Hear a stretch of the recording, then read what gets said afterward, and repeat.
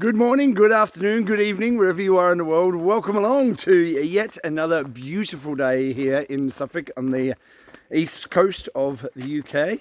Welcome along. If it's your first time here, welcome. Very, very happy to have you along for the ride. And if you're a returning subscriber, welcome back. Thank you very much to all 413 of you, I think it is now. Thank you very much for being here. So let me start with an apology. Because I have been away for a bit. As I've said in previous videos, I'm now back to work after nearly a year of being not allowed to, illegal for me to work. I'm now back to work, and as my job as a chef, that's my job, it's not who I am. It requires a lot of hours, yeah, another early start. I'm heading off to work now, which means the hours that I'm working, a lot of hours per week, between 60 and 70 minimum, to support my families, to pay the bills and try and get back on top after a year's worth of not working. Requires a lot of effort, a lot of time, and obviously in between work recently I've been helping a friend paint his house and get ready for him to move into his new house. With the children and wife and all the rest of the things, it meant that something had to go, which meant the videos, I didn't have a chance to make them. I do apologize. So I will, as and when I can, be making videos. But you know, with my schedule at the moment, I apologise that I can't keep up the schedule of making videos as often as I was. But I will make them as frequently as I can. So all that said, let's get on with the content. Enough about me. Let's get on with the content. What's happening in the world? So I will point you to what's happening in the media at the moment. What's always happening in the media with more lies. We have narratives that have been set. So the narratives, as the narratives are being set, it says to me that we are closer than ever to the event. The thing that we've been living through for a year and a half was not the event. They wanted that to be the event, but it's not it. So we're heading closer and closer each day to the event. Now, what that's going to be, I have no idea. It could be a financial collapse. That's what I'm sort of banking on. But I'm expecting something else. So now I'll go through the narratives and I'll go through what they mean, what I think they mean anyway, because this is opinion. I don't know. I'm not an insider. I don't know government officials. I don't know. I listen to my intuition. I could be completely wrong. It's up to you to decide what you believe. Take the information for what it is, and you decide what's true for you. So the narratives in the media we've heard, okay? We heard about the Keystone, not the Keystone, we heard about the oil pipeline getting hacked. And of course, a pipeline that has oil running through it was set up in the 60s, requires a computer to run it apparently. And then it got hacked by some hackers that were smart enough to hack the pipeline, but not smart enough to realize that if you wanted to get paid a ransom in Bitcoin, that Bitcoin is 100% traceable. That sounds legitimate. Then we had a meat processing plant got hacked. Okay, meat processing plant that requires what? People to process meat. So computers getting hacked is obviously the biggest issue that they could have. So yes, that one got hacked as well. Okay, but an election that can't get hacked. All right, just so we're on the same page. Most secure election in history, and obviously Joe Biden is the totally legitimate president, obviously, because that couldn't be hacked.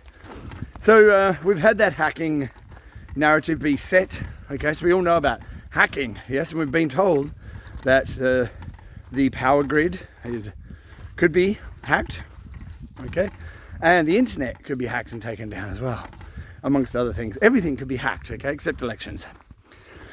So hacking, that's the first narrative that's being set. Second narrative that's being set is mass coronal ejections, which means we could have huge sunspots exploding off the sun and hurtling huge amounts of energy over towards the earth, which could cut off our power and internet. Amazing. So hackers could do it, or mass coronal ejection could do it. Okay, we're all on the same page? And of course we've heard about EMPs, electromagnetic pulse, which also would knock out electricity and the internet.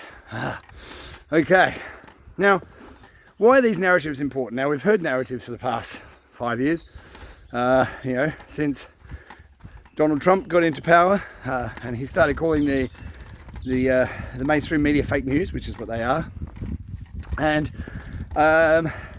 since then, we've heard lots of narratives like Russian collusion, 100% real, 100% real, 100%. Oh no, wasn't it? Oh, that's right, it wasn't. What else do we have? The impeachment. Oh, that's right. They were 100% real, except it wasn't. Stormy Daniels, 100% real.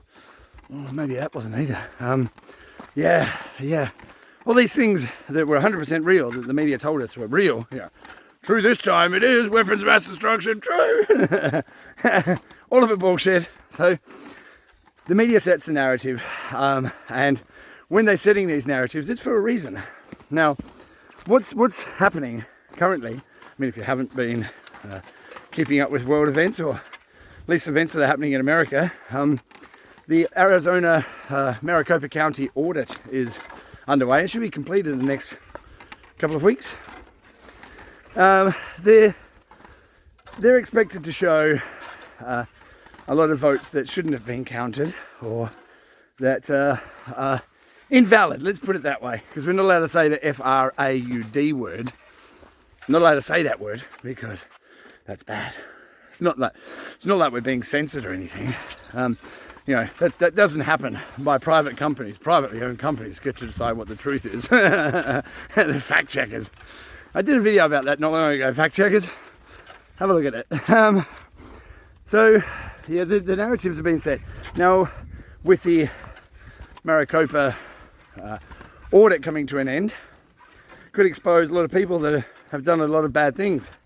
In addition to that, we have other counties and states who came down to Arizona to have a look at how they were doing the audit, because they want to do the same thing. Georgia's probably next in line to do theirs, because there was definitely some fuckery in Georgia, for those who weren't paying attention.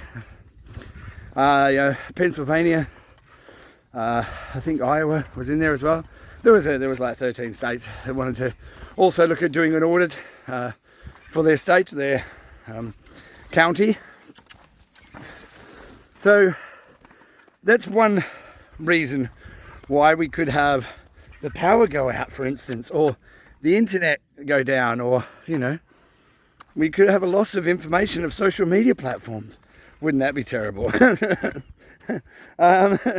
So we have that narrative that's set that the internet could go down, the power could go down. Why? Because there's information that's coming out. Now, if we want to skip to just another piece of information that could potentially cause the internet to go out, well, from a sunspot blowing up, of course, we see, or we hear through court filings and court documents, unindicted co-conspirators.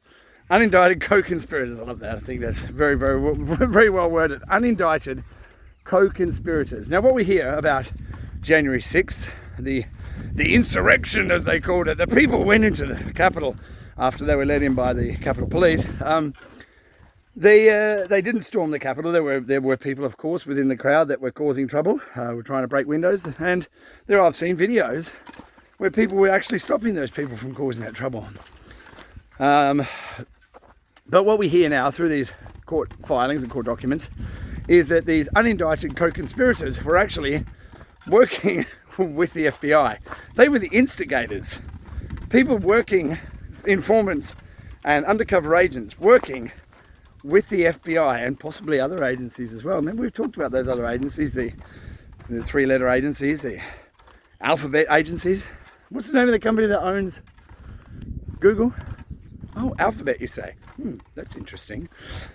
So the Alphabet agencies were actually running people who were the instigators in the crowd on January 6th. But, Donald Trump was responsible for that because of a speech where he said, "Let's walk down to the Capitol peacefully." Yeah, okay. So January 6th was possibly an operation run by Alphabet agencies. That's interesting. Why would they do that? Yes. So then we find out that there is a Chinese spy that has just defected to the United States with a tranche of information about Chinese spies living in the US, saying that a third of all the Chinese students living in the US are spies, with a bunch of information about the Rona that I'm not allowed to talk about, obviously, because suppression of information, of course. The thing that we've been living with for a year and a half, information about that, where it came from, how it came to be, who created it, and yes, it was created. And a lot of information coming out of there. Chinese spies just defected to the US, naming names of people that companies that were involved, people within the government involved in sharing information or not sharing information. Very, very interesting. That could be yet another reason why the sun could blow up and cause our internet to go down, or social media. And then we have these emergency broadcast text messages going out to people saying, we'll send you a text message if there's danger in your area. Why would they be sparking the system up now for, right now? Why now? Interesting, don't you think? There's so many different narratives, and the narratives are the key to what's happening. Narratives are the stories that they weave into our consciousness through the mainstream media, through social media, and through controlled opposition, being YouTube channels or different channels throughout the internet, where they are spreading false or misleading information to have you second guessing what you have seen with your own eyes. So I'm not going to say who they are, because if you've spent any time on the internet, you'll know exactly who I mean. But there are people out there who are supposedly trying to expose information that are controlled opposition. They are saying exactly what they're told to say. Let's put it that way. Now, these narratives that we're hearing, when you hear the rhetoric ramping up of, white supremacy, for instance, it's the most dangerous thing in the world. Okay, and the patriarchy, by golly, the patriarchy and white supremacy. So I hear these messages, I listen to these messages, coming out of the US, and it's obviously not just the US, it's all over the world. But I hear these messages coming out of people like by Dan's mouth, because it's by Dan, the totally legitimate president of the United States. I hear these messages out of the FBI. Obviously, the FBI is 100% for the people, which is why they were running operations on January 6th. Messages coming out of the FBI. Oh, this we have an idea that there's a plot by white supremacists. I suppose that will be run by the FBI as well. But there's a plot. We can't name anybody. We don't know exactly when or what's going to happen or if there's going to be something happen, but we have intelligence. Intelligence. Just like in Team America. Fuck yeah! Intelligence that tells us that. Okay, I'm not sure where their intelligence is. I think jammed firmly right up their ass. But I don't think that's intelligence that I'd be looking at to make decisions. But we have the FBI telling us white supremacy is the most dangerous thing in the whole world, and by Dan telling us the same thing, and the patriarchy, white men are the problem, white men. Now, I was thinking about this the other day, and obviously I don't feel white guilt because I didn't have any choice about the colour of my skin, or where I was born, or who I was born to. So I don't subscribe to white guilt. I do apologise for anybody that takes offence to that, but, well, fuck off. I'm not doing it. I'm not feeling guilty for something that happened 400 years ago that I had nothing to do with. And so we're all trying to be beaten down by white guilt, which I won't. And I'm thinking to myself, am I missing something? How many... I wanted to go and look, obviously, because as a leading member of the patriarchy, being a white man in his, what they say, middle age, I'm nowhere near middle age yet. I've decided that my middle age is going to be like about 90, and I'm going to outlive everybody just to piss everybody off. So I've been told, middle-aged white man, you're the problem. I am. Okay, someone who's worked all my life and paid all my bills and, you know, and not been arrested so far. That,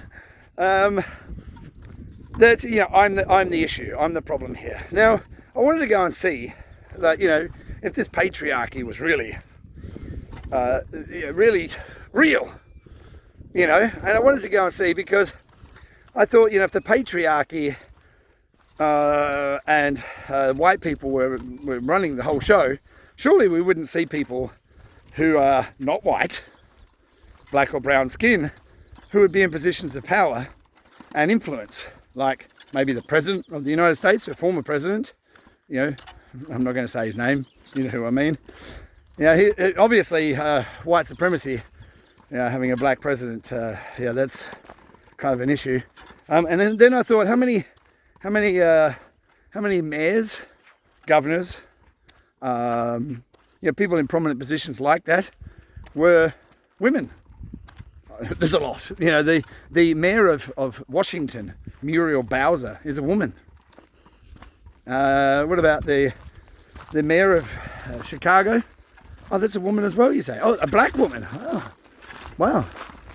And then when you start to, then there's a woman who's in control of Michigan, Gretchen Whitmer.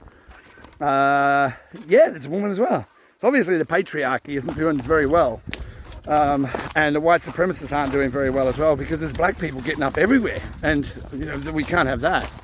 Then I thought, maybe I'm doing something wrong as part of the patriarchy and as part of the white supremacist movement, because obviously I am, because I'm told I am every day. Because, you know, I've got all these people of colour, I have to use the right nomenclature, of course, sports stars and movie stars and singers and actors, and, you know, it's who are multi-millionaires who travel around the world, and, you know, football stars here in the UK, you know, American football stars, golf players, you know, who are, you know, the best golf player in the world was a black guy. What? Wasn't golf invented in Scotland? That's like, you couldn't get more white than that. There's a black guy who was the best golfer in the world. Oh, shit. No, I don't think this patriarchy, all these white supremacists are doing very well at all. You know, holding down the black people and holding down women, you know. Then I thought, yeah, keep looking further. Who's running the IMF? There's a woman called Kristalina Georgieva running the IMF, the International Monetary Fund. There's a woman running that. Gee, patriarchy's not doing very well there. Then we've got the former head of the IMF,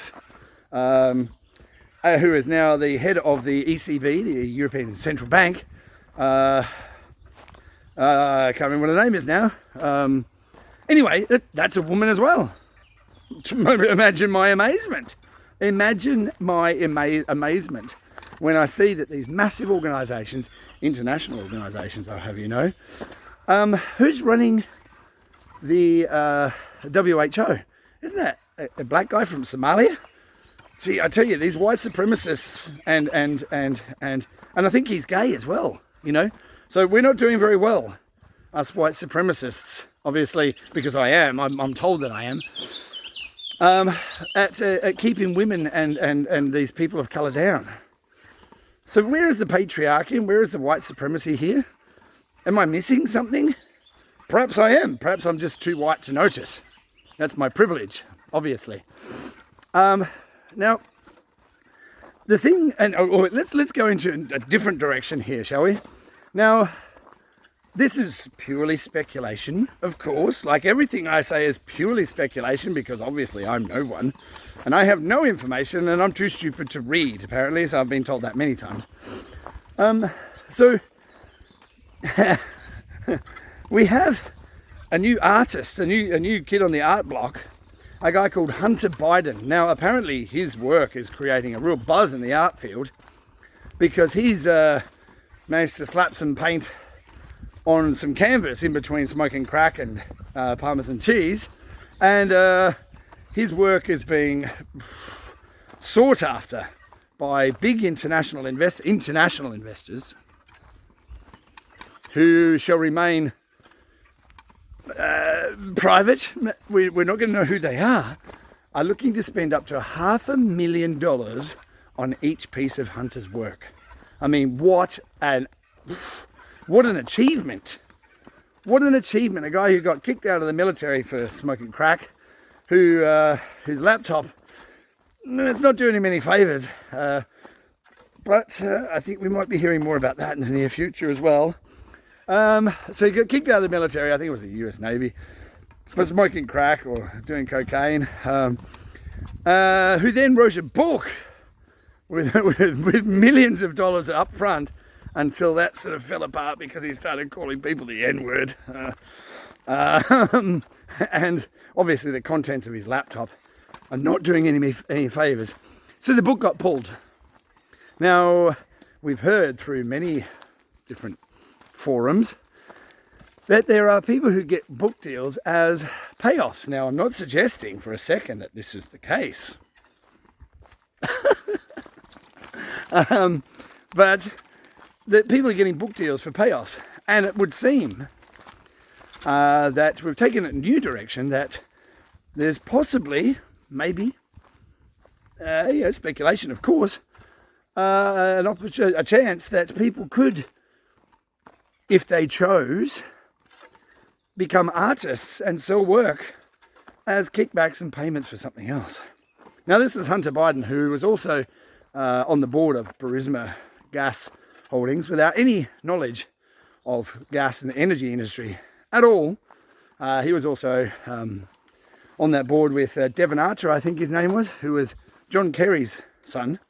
John Kerry, yep, that guy, on the board.